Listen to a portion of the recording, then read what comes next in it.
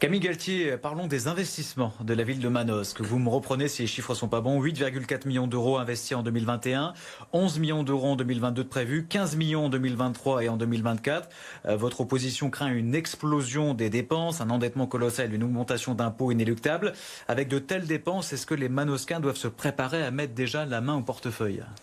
Nous avions deux engagements pendant la campagne, c'était augmenter les investissements, car il y avait un vrai besoin d'infrastructures, notamment sur la question du cœur de ville, puisque 15 millions d'euros vont être investis ces 3 prochaines années. Il y a eu à cela, à notre prise de fonction, des ajouts. Je pense notamment à la question de l'église Saint-Sauveur, je pense notamment aux écoles, où nous allons devoir investir 8 millions d'euros supplémentaires. Néanmoins, en effet, en 2022, ce sera même 12 millions d'euros qui seront investis. Et en effet, vos chiffres sont justes. 15 millions d'euros sur 23, 24 et 25. Donc les impôts vont augmenter ? Les impôts n'augmenteront pas, car nous avons fait les efforts nécessaires.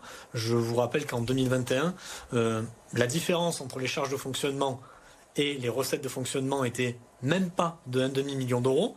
Sur le budget 2021, à la fin de l'exercice, nous sommes à 3,4 millions d'euros. Ce qui nous prouve à la fois que les efforts financiers que nous avons faits, les recherches de la petite dépense inutile ont été faites aussi, ce qui nous permet de pouvoir investir plus massivement lors des prochaines années, mais c'est surtout aussi le fruit des politiques contractuelles que nous avons menées, qui va nous permettre d'avoir environ 20 millions d'euros sur le mandat qui proviendront de l'extérieur en subvention, alors que sous le précédent mandat, nous étions à même pas 6 millions d'euros.